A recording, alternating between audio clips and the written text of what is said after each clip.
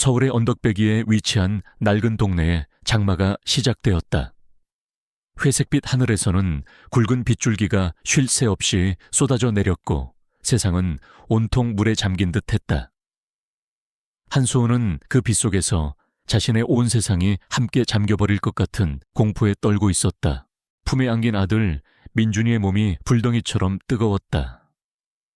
얇은 이불로 감싸 안았지만 아이의 몸에서 전해져 오는 열기는 그녀의 심장까지 태울 듯 했다. 아이는 가쁜 숨을 몰아쉬며 간간히 희미한 경련을 일으켰다. 민준아, 엄마 여기 있어. 괜찮아, 괜찮을 거야.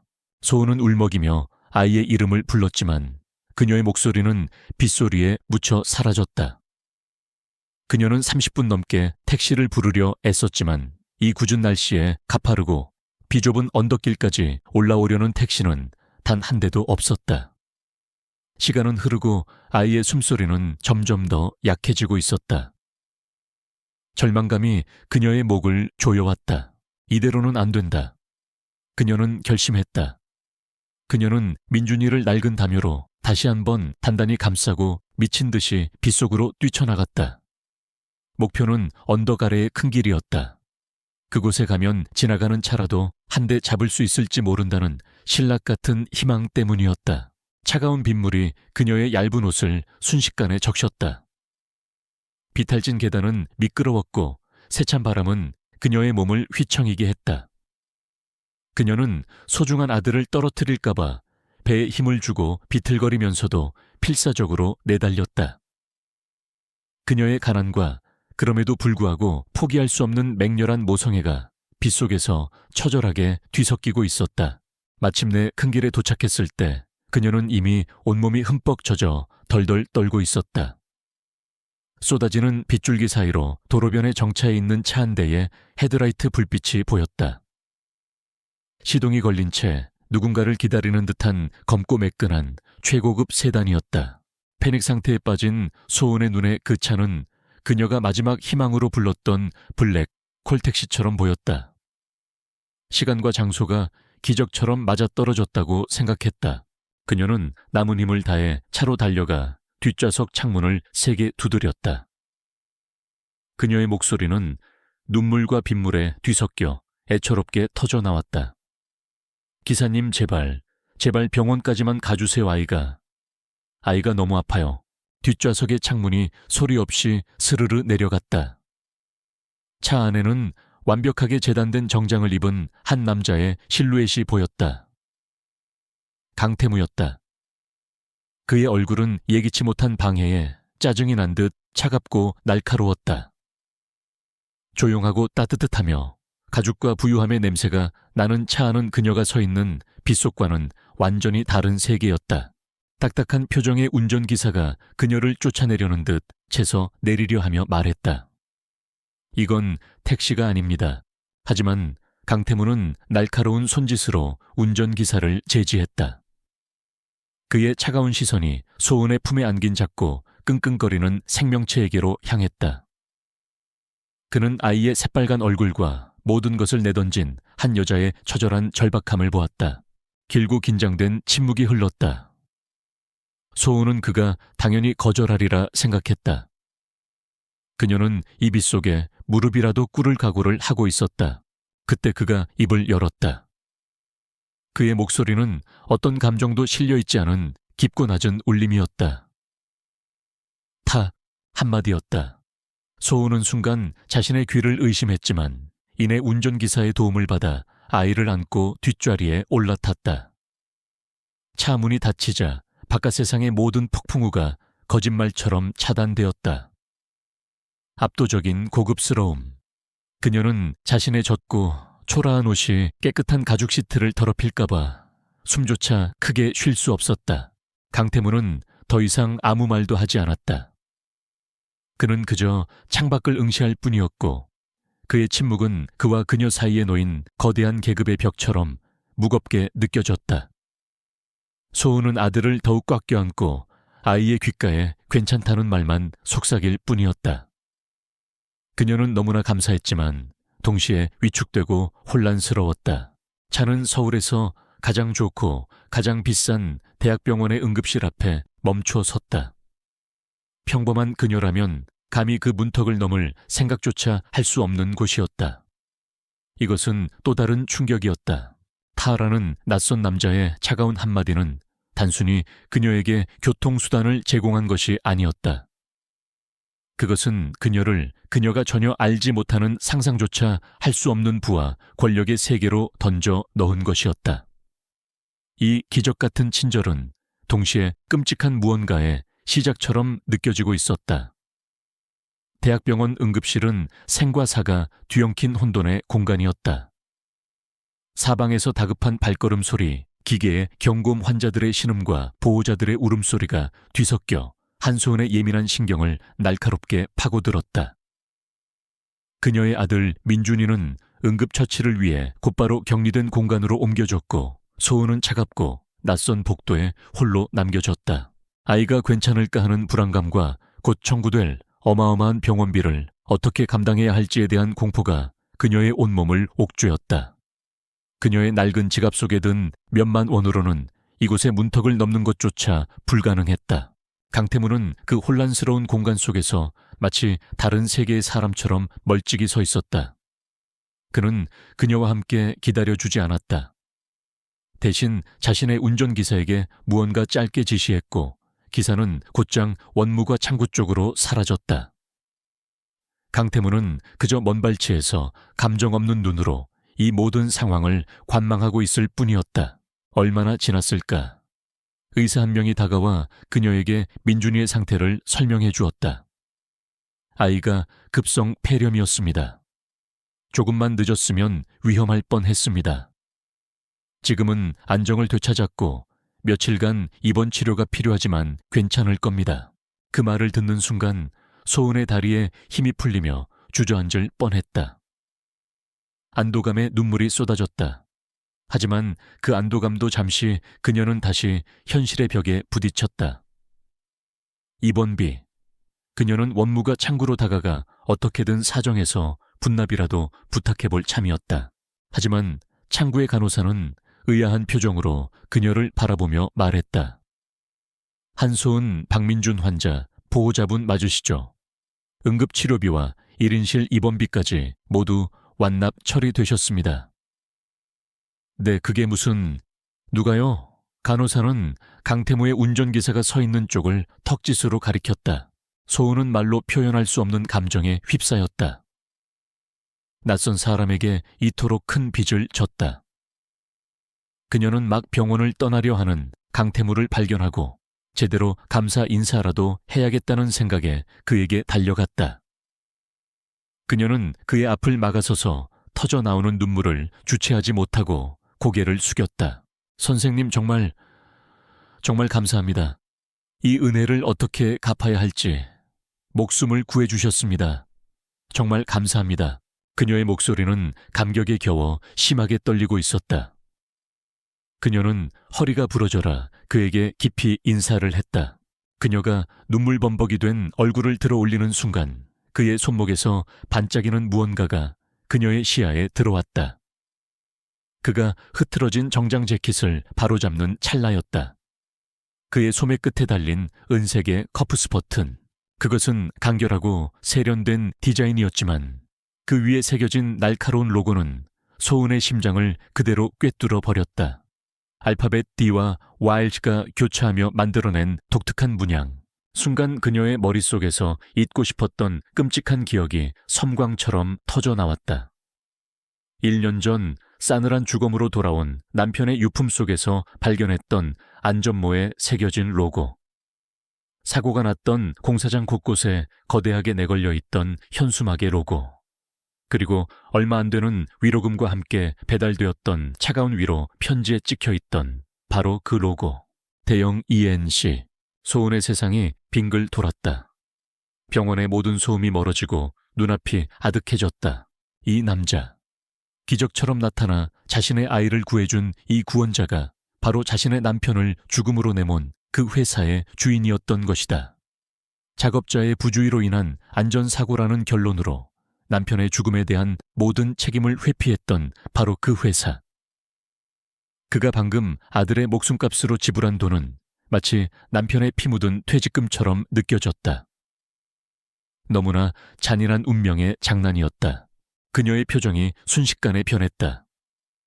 눈물 어린 감사는 온데간데 없이 사라지고 그 자리에는 충격과 공포 그리고 차갑게 식어가는 분노가 자리 잡았다.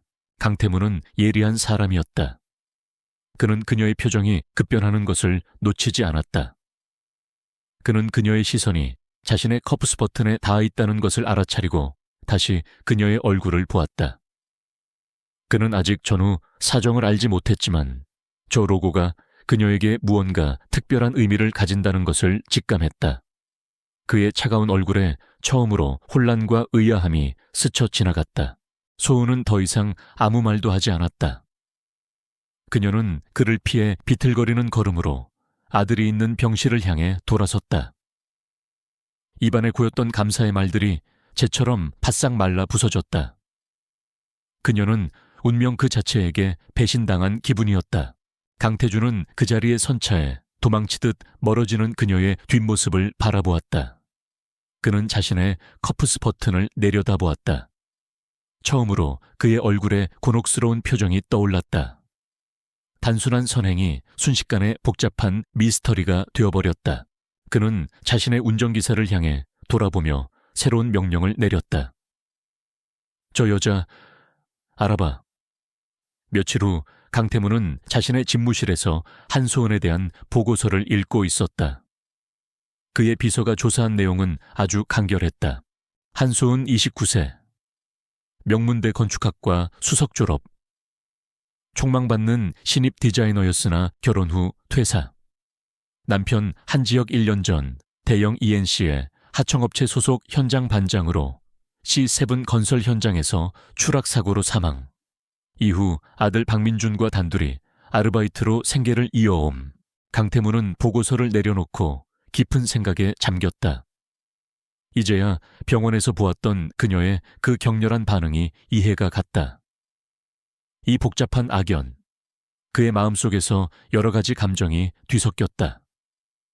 귀찮은 일이 엮였다는 짜증, 자신의 회사가 저지른 과오에 대한 희미한 죄책감, 그리고 이 기묘한 우연에 대한 호기심. 그는 자신도 모르게 그녀에 대한 기묘한 책임감을 느끼기 시작했다. 한편 아들 민준이는 다행히 건강을 되찾아 퇴원했지만 한소은의 마음은 지옥과도 같았다. 그녀는 자신의 아들을 살려준 그 남자와 자신의 남편을 죽게 만든 그 회사를 동시에 증오하고 사랑해야 하는 모순에 빠졌다. 그가 베푼 은혜를 그의 얼굴에 다시 던져버리고 싶었지만 잠든 아들의 얼굴을 보면 그럴 수가 없었다. 그녀는 그저 아들을 위해 이 모든 것을 삼켜야만 했다. 그러던 어느 날 강태무의 비서가 그녀의 허름한 집을 찾아왔다. 한소은 씨 회장님께서 일자리를 제안하셨습니다. 그가 제안한 자리는 대형 ENC 본사의 자료 관리실 말단 행정직이었다. 누가 봐도 동정심에서 비롯된 자선 행위였고 그녀를 자신의 감시에 두려는 의도가 엿보였다. 소은의 첫 반응은 당연히 거절이었다. 남편을 죽인 회사에서 일할 수는 없었다. 하지만 그녀는 쌓여있는 병원비 청구서와 아들의 미래를 생각했다. 그녀에게는 선택의 여지가 없었다. 결국 그녀는 자신의 자존심과 분노를 억누르고 그 제안을 받아들였다. 대형 ENC 본사로 첫 출근을 하던 날, 그녀는 거대한 사자굴에 들어가는 기분이었다. 화려하고 거대한 건물 최고급 정장을 입고 바쁘게 오가는 엘리트 사원들 사이에서 그녀는 자신이 한없이 작고 초라하게 느껴졌다. 그녀가 맡은 일은 낡은 프로젝트 서류들을 정리하고 보관하는 단조롭고 지루한 업무였다. 누구의 눈에도 띄지 않는 조용한 자리였다. 그렇게 몇 주가 흘렀다. 그녀는 자신의 감정을 죽인 채 기계처럼 일했다. 그러던 어느 날 그녀에게 회사가 새로 짓고 있는 최첨단 데이터 센터의 최종 설계도를 아카이빙하라는 업무가 주어졌다.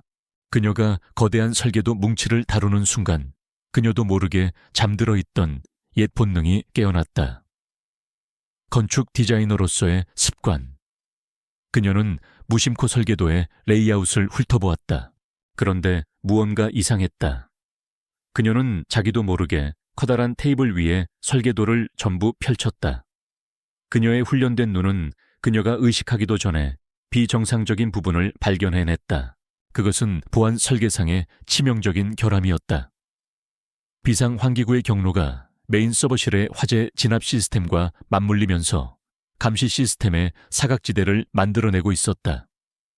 만약 화재가 발생할 경우 이 사각지대를 이용하면 전체 보안 시스템을 무력화하고 서버실에 접근할 수 있는 작지만 잠재적으로는 재앙을 불러올 수 있는 허점이었다. 그녀는 잠시 망설였다. 자신이 뭐라고 이걸 지적한단 말인가? 자신은 이제 설계사가 아니라 말단 기록 관리원일 뿐이었다. 하지만 그녀의 마음속 깊은 곳에 죽은 듯이 잠자고 있던 전문가로서의 양심이 그것을 그냥 못 본 척 넘어가도록 허락하지 않았다. 바로 그때 강태무가 그의 삼촌인 강민식 부회장 그리고 데이터 센터의 설계 책임자와 함께 자료실을 지나가고 있었다. 그들은 바로 그 데이터 센터 프로젝트에 대해 이야기하고 있었다. 소은은 모든 용기를 끌어모아 그들 앞으로 나아갔다. 회장님, 잠시만. 모두의 시선이 그녀에게 쏠렸다. 그녀는 떨리는 손으로 설계도의 한 부분을 가리키며 불안한 자세와는 전혀 다른 명확하고 논리적인 목소리로 설명하기 시작했다.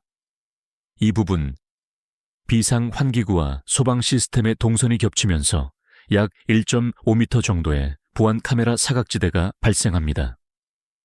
만약의 경우 이 경로를 통해 외부 침입이 가능할 수 있습니다. 설계 책임자는 어이가 없다는 듯 그녀를 쳐다보았다. 당신이 뭘 안다고? 강민식 부회장 역시 짜증스러운 눈빛으로 그녀를 노려보았다. 하지만 강태무는 달랐다. 그는 그녀의 말을 진지하게 듣고 있었다. 그의 날카로운 눈은 그녀의 설명 속에서 논리적 타당성을 발견했다. 그는 몇 가지 핵심적인 질문을 던졌고 그녀의 대답은 즉각적이고 정확했다. 강태무는 그 순간 깨달았다. 이 여자는 그가 동정심으로 거두어준 그저 절박한 아기 엄마가 아니었다. 그녀는 뛰어난 재능을 가진 전문가였고 날카로운 통찰력을 가진 인재였다. 보고서에서 그녀가 건축가였다는 사실은 읽었지만 실제로 그녀의 능력을 목격하는 것은 전혀 다른 차원의 충격이었다. 그는 완전히 새로운 눈으로 한소은을 바라보았다. 그의 눈에는 놀라움과 재평가, 그리고 강렬한 흥미가 뒤섞여 있었다. 그는 예상치 못했던 숨겨진 자산을 발견한 것이다. 단순한 자선 행위가 이제는 전략적인 기회로 바뀌고 있었다. 그의 시선은 그녀에게서 설계도로 그리고 다시 능글맞은 미소를 짓고 있는 자신의 삼촌에게로 향했다. 그의 머릿속에서 대담하고 새로운 계획이 형태를 갖추기 시작하고 있었다. 강태무의 집무실에 불려간 한소은은 더 이상 그에게서 동정의 시선을 느끼지 못했다. 그의 눈빛은 이제 그녀를 전략적 파트너이자 날카로운 무기로 바라보고 있었다. 그는 서두르지 않고 자신의 진짜 의도를 드러내기 시작했다. 한소은 씨, 당신도 알다시피 우리 회사는 거대하오. 하지만 거대한 나무는 속부터 썩어 들어가는 법이지. 그는 자신의 삼촌 강민식 부회장에 대해 이야기했다. 회사 내부에 깊게 뿌리내린 그의 세력과 오랫동안 의심해왔지만 물증이 없어 파헤치지 못했던 부패의 고리에 대해서. 공식적인 경로로 감사를 진행하는 것은 뱀에게 자신을 물러간다고 광고하는 것과 같았다. 그에게는 누구의 눈에도 띄지 않고 적들의 허를 찌를 수 있는 비밀 병기가 필요했다. 나는 당신에게 비밀 임무를 하나 제안하고 싶소. 그는 그녀에게 회사 내의 외딴 사무실과 대형 ENC의 모든 과거 프로젝트 디지털 아카이브에 접근할 수 있는 최고 등급의 권한을 주겠다고 했다. 그녀의 임무는 그녀의 특별한 능력으로 강민식 부회장이 총괄했던 모든 프로젝트의 설계도를 검토하여 구조적, 재무적 변칙 사항을 찾아내는 것이었다. 그리고 그는 그녀가 거부할 수 없는 마지막 카드를 꺼내 들었다. 당신 남편이 사망했던 C7 현장. 만약 그곳에 무언가 잘못된 것이 있었다면 그 증거는 설계도 안에 남아있을지도 모르지. 그것을 찾아낼 수 있는 사람은 아마 이 회사에서 당신밖에 없을 거요. 그것은 위험천만한 제안이었다. 회사의 2인자와 맞서는 일이었다. 하지만 그것은 또한 남편의 억울한 죽음에 대한 진실을 밝힐 수 있는 유일한 기회이기도 했다. 아들에게 너희 아버지는 부주의한 사람이 아니라 명예로운 사람이었다고 말해줄 수 있는 마지막 희망이었다. 그녀의 마음속에서 두려움보다 더 큰 정의를 향한 갈망이 타올랐다. 하겠습니다. 그녀의 목소리는 작았지만 그 어느 때보다 단단했다. 소우는 누구의 눈에도 띄지 않는 새로운 사무실로 옮겨졌다. 그곳에는 그녀를 위한 최고 사양의 컴퓨터와 방대한 서버 접속 권한이 주어졌다. 마침내 그녀만의 전쟁이 시작되었다. 그녀의 능력은 이곳에서 비로소 빛을 발하기 시작했다. 그녀는 단순히 한 번에 하나의 프로젝트만 보지 않았다. 그녀의 머릿속은 거대한 데이터베이스였다. 그녀는 수십 개의 설계도를 동시에 기억하고 그것들을 마음속에서 비교하고 대조하고 겹쳐보았다. 그리고 하나의 패턴을 발견하기 시작했다. 강민식 부회장이 총괄했던 프로젝트들에서는 공통적으로 초기 설계되는 최고 등급의 자재가 명시되어 있지만 최종 시공 도면이나 자재 구매 발주서에는 마지막 순간에 더 저렴하고 약한 자재로 변경된 기록들이 남아 있었다. 그 변경 기록들은 수천 페이지에 달하는 서류 덤이 깊숙한 곳에 교묘하게 숨겨져 있었다. 또한 여러 프로젝트에 걸쳐 특정 하청업체들에게 컨설팅이나 부지 정리 같은 불필요하고 과장된 명목으로 거액이 지불된 흔적을 발견했다. 자금 세탁을 위한 유령 회사들이었다. 그녀는 이 변칙 사항들이 발견된 날짜와 회사에 기록된 산업 재해 발생 기록을 교차 분석했다. 그리고 등골이 오싹해지는 상관관계를 발견했다. 주요 자재가 저급품으로 대체된 직후 해당 현장에서는 어김없이 작은 안전사고들이 발생했다. 마치 증인을 제거하거나 무언가를 은폐하기 위한 연막처럼 마침내 그녀는 C7 건설 현장의 전체 파일을 열었다. 남편이 마지막 숨을 거두었던 곳. 그것을 보는 순간 감정이 북받쳐 올랐다. 작업자 명단에 적힌 남편의 이름 한지혁. 그가 매일 보았을 설계도.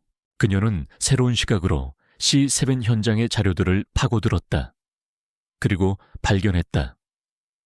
그곳에서는 다른 현장보다 훨씬 더 대담하고 거대한 규모의 비리가 저질러졌다. 건물의 하중을 지탱하는 가장 중요한 철골 구조물이 검증되지 않은 값싼 중국산 합금으로 대체되어 있었다. 그리고 바로 그 부분의 안전점검 보고서에는 다른 서류의 필체와 미묘하게 다른 위조된 것으로 보이는 서명이 되어 있었다. 모든 조각이 맞춰졌다. 정직하고 경험 많은 현장 반장이었던 남편은 분명 자재가 바뀐 것을 눈치챘을 것이다. 그는 원칙대로 상부에 이 문제를 제기했을 것이다. 그리고 사고는 그가 문제를 제기한 지 불과 이틀 후에 일어났다. 그것은 사고가 아니었다. 명백한 살인이었다. 소우는 모니터를 바라보며 주먹을 부르짖었다. 눈물은 뺨을 타고 흘러내렸지만 그녀의 눈에는 더 이상 슬픔이 담겨있지 않았다. 그 자리에는 얼음장처럼 차갑고 단단한 분노가 서려 있었다. 진실을 찾기 위한 여정은 이제 복수를 위한 여정이 되었다. 그녀는 강태무에게 보고하기 위해 수화기를 들었다. 그녀의 목소리는 더 이상 두려움이 아닌 의로운 분노로 떨리고 있었다. 그녀의 명확한 타겟은 이제 단 한 사람이었다. 강민식 부회장. 한소은의 보고를 받은 후 강태무는 즉시 행동에 나섰지만 그의 삼촌 강민식 부회장은 그보다 훨씬 더 교활하고 거대한 괴물이었다. 그는 조카의 움직임을 이미 감지하고 있었다. 강민식은 자신의 모든 비리의 정점이자 대형 ENC의 왕좌를 차지하기 위한 마지막 발판이 될 프로젝트를 발표했다. 바로 서울의 새로운 랜드마크가 될 120층짜리 초고층 빌딩 대형 스카이타워 건설이었다. 이 프로젝트는 강민식의 야망 그 자체였다. 강태무와 긴밀하게 협력하게 된 소우는 프로젝트의 예비 설계도를 입수했다.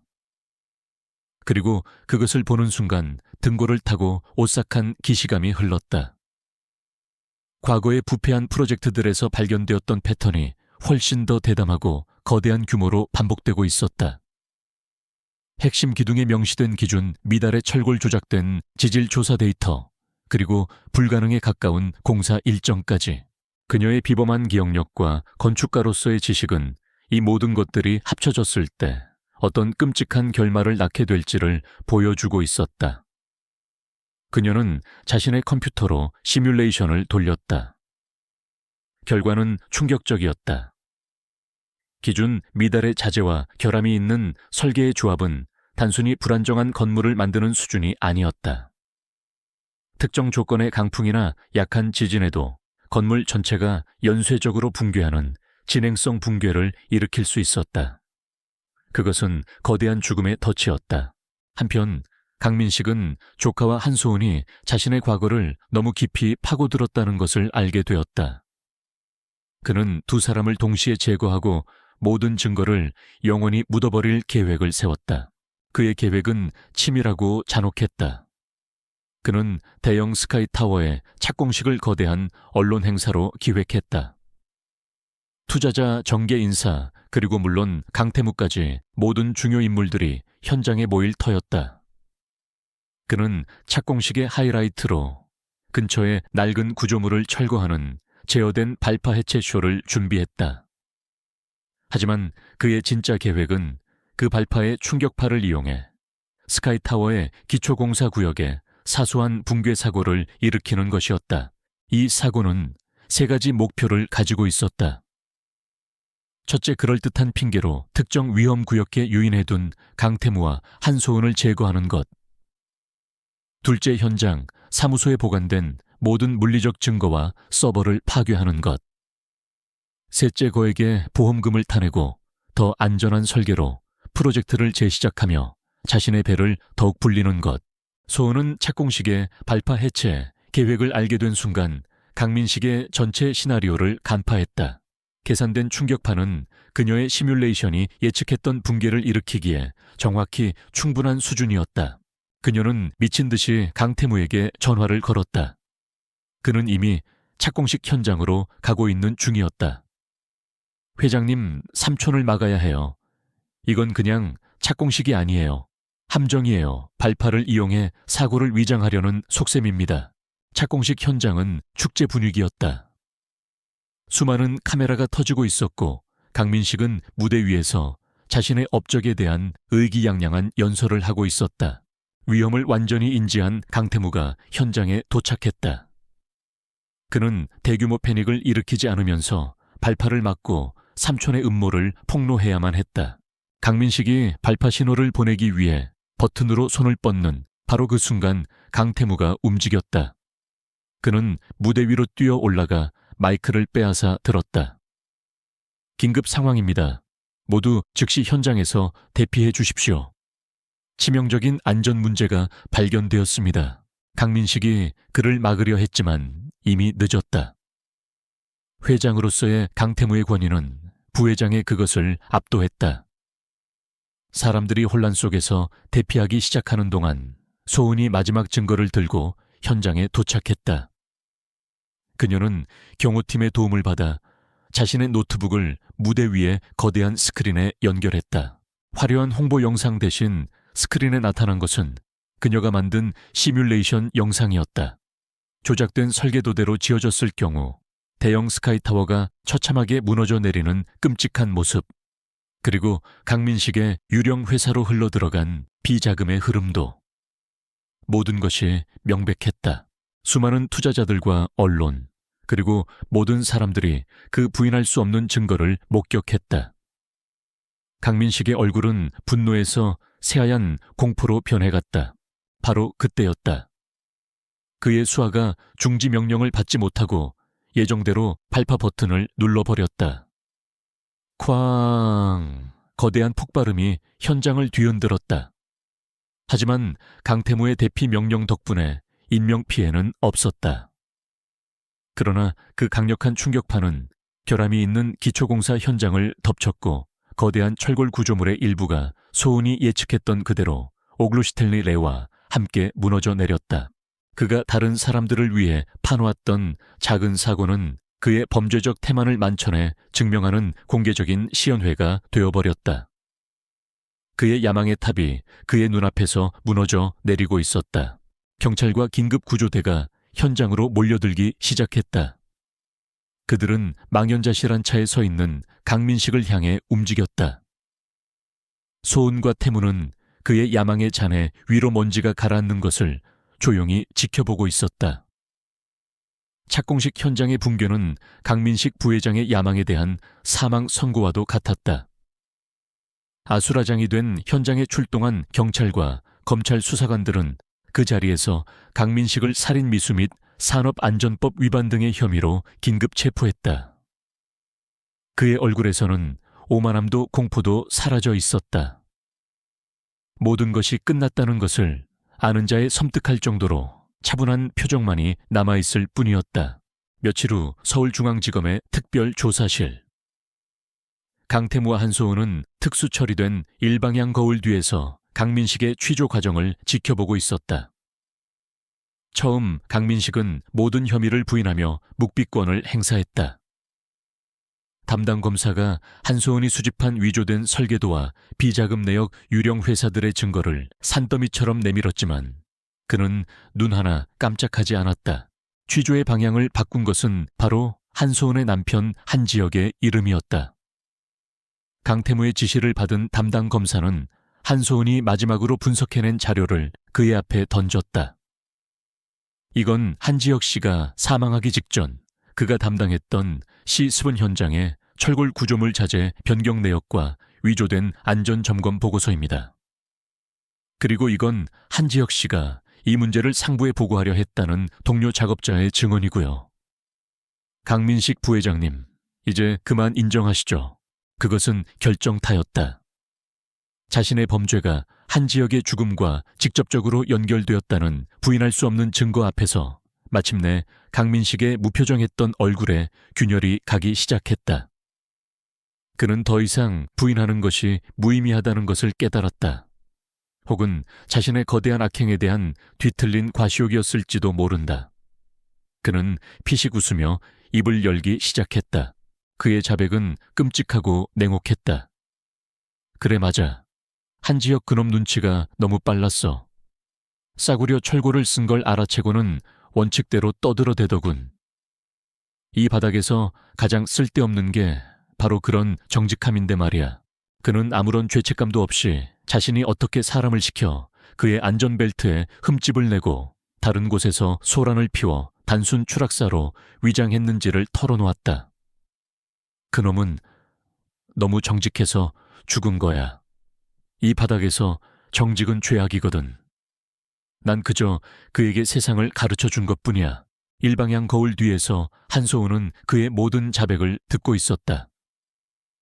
그녀가 그토록 찾아 헤맸던 진실, 남편의 억울한 죽음에 대한 확인, 그녀의 눈에서 뜨거운 눈물이 흘러내렸다. 하지만 그것은 승리의 눈물이 아니었다. 남편을 잃었던 그날의 슬픔과 그의 운명에 대한 마지막 확인 사살이 주는 가슴이 찢어지는 듯한 고통의 눈물이었다. 그녀의 어깨가 가늘게 떨려올 때 강태무가 조용히 그녀의 옆에 서서 그녀의 어깨를 가만히 감싸주었다. 어떤 위로의 말도 없었지만 그 따뜻한 손길은 그녀가 무너지지 않도록 지탱해주는 유일한 버팀목이 되어주었다. 강민식의 자백은 모든 것을 끝냈다. 대형 게이트는 대한민국을 발칵 뒤집어 놓았다. 거대한 부패 뒤에 숨겨진 살인사건의 전말이 드러나자 여론은 들끓었다. 대형 ENC의 주가는 폭락했고 수십 년간 쌓아온 명성은 잿더미가 되었다. 강민식의 비호 아래 있던 부패한 임원들과 뇌물을 받은 공무원들 역시 줄줄이 구속되었다. 모든 폭풍이 지나가고 몇 주 후, 강태무는 완전히 부서졌지만 다시 일으켜 세워야만 하는 회사의 정원을 갖게 되었다. 그는 산더미 같은 문제들을 해결해야 하는 과제를 안고 있었다. 그는 조용한 장소에서 한소은을 다시 만났다. 그는 자신의 가족과 회사를 대신하여 그녀와 그녀의 남편에게 일어난 모든 일에 대해 진심으로 사과했다. 어떤 말로도 당신의 상처를 위로할 수 없다는 것을 압니다. 하지만 법이 허용하는 가장 엄중한 대가를 치르게 할 것을 약속합니다. 그는 단순히 돈으로 보상하려 하지 않았다. 그는 그녀에게 더 의미 있는 것을 제안했다. 한소은 씨, 괜찮다면 나와 함께 이 회사를 다시 세우는 것을 도와주시겠습니까? 직원이 아니라 새로운 대형 ENC를 함께 만들어갈 파트너로서 말입니다. 그로부터 며칠 뒤 소은은 아들 민준이의 손을 잡고 남편의 묘를 찾았다. 그녀는 차가운 비석을 어루만지며 남편에게 모든 이야기를 들려주었다. 여보, 내가 당신의 억울함 다 풀어줬어. 당신 이름의 명예 내가 되찾았어. 이제 편히 쉬어. 그녀는 고통스러웠던 인생의 한 챕터를 마침내 닫았다. 그녀는 더 이상 남편의 죽음으로 정의되는 피해자가 아니었다. 그의 명예를 위해 싸워 이긴 승리자였다. 이제 그녀는 자신과 아들의 미래를 어떻게 만들어갈지 결정해야만 했다. 정의를 위한 여정은 끝났지만 그녀의 삶을 재건하기 위한 여정은 이제 막 시작되고 있었다. 1년의 시간이 흘렀다. 대형 게이트에 거대한 폭풍이 휩쓸고 간 자리에 대형 ENC는 고통스럽지만 반드시 필요했던 재건의 과정을 겪고 있었다. 강태무는 회사의 정원을 쥐고 썩어빠진 내부 문화를 도려내는 힘든 수술을 집도했다. 그는 삼촌의 잔존 세력들의 저항과 세상의 불신 어린 시선에 맞서 싸우며 전례 없이 투명하고 강력한 윤리 및 안전 기준을 회사에 도입했다.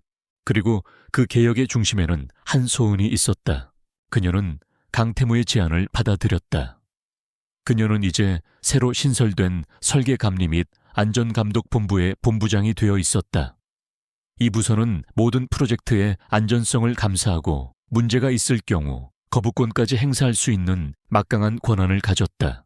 그녀는 더 이상 슬픔에 잠긴 나약한 미망인이 아니었다. 그녀는 회사 내에서 가장 존경받는 원칙을 위해서라면 그 누구와도 타협하지 않는 강직한 리더가 되어 있었다. 그녀의 비극적인 과거는 오히려 그 누구도 감히 도전할 수 없는 도덕적 권위를 그녀에게 부여했다. 그녀는 남편의 이름으로 회사의 안전이라는 유산을 쌓아 올리고 있었다. 회의실에서 그녀는 젊은 건축가들이 가져온 새로운 설계도를 단호하게 반려하고 있었다. 이 설계대로라면 비상시 동선 확보에 문제가 생깁니다. 비용을 조금 더 쓰더라도 인명보다 중요한 것은 없습니다. 전면 재검토하세요. 그녀의 목소리에는 차가운 확신이 있었고 그녀의 팀원들은 그녀를 전적으로 신뢰하고 따랐다. 강태무와 한소은의 관계 역시 새로운 국면을 맞았다. 그들은 이제 새로운 대형을 이끄는 두 개의 기둥이자 서로를 가장 깊이 이해하는 파트너가 되었다. 그는 종종 그녀와 아들 민준이의 안부를 물었다. 이제 건강하고 밝아진 민준이는 가끔 선물을 사들고 오는 태무 아저씨를 무척이나 따랐다. 강태무는 그 아이 앞에서 처음으로 차가운 회장의 가면을 벗고 따뜻한 미소를 짓는 법을 배우고 있었다. 어느 늦은 밤 강태무의 집무실. 두 사람은 새로운 프로젝트의 설계도를 함께 검토하고 있었다. 그것은 화려한 마천루가 아니었다. 회사가 과거의 죄를 속죄하는 의미에서 전액 출자하여 짓는 저소득층 아이들을 위한 어린이 전문 병원이었다. 그들 사이에는 편안하고 자연스러운 침묵이 흘렀다. 그가 재무적인 부분을 지적하면 그녀는 설계적인 고려사항으로 응수했다. 그들은 완벽한 팀이었다. 한참 동안 설계도를 바라보던 강태무가 조용히 그녀를 바라보았다. 그의 눈에는 더 이상 동료를 향한 존중뿐만이 아닌 그보다 더 깊은 감정이 담겨 있었다. 한소은 씨가 없었다면 이 모든 것은 불가능했을 겁니다. 당신이 대영의 새로운 기초입니다. 그의 말에 소은은 고개를 들어 그를 바라보았다. 그녀의 얼굴에 진심 어린 잔잔한 미소가 피어올랐다. 과거의 상처는 결코 완전히 사라지지 않겠지만 그 상처는 이제 더 나은 미래를 위한 단단한 토대가 되었다. 그녀는 다시 설계도를 내려다보았다. 그들의 머리가 가까워졌다. 그들은 함께 그들이 힘을 합쳐 만들어갈 미래를 계획하고 있었다. 정의를 위한 싸움은 끝났지만 이제는 삶과 어쩌면 사랑을 재건하기 위한 새로운 여정이 시작되고 있었다.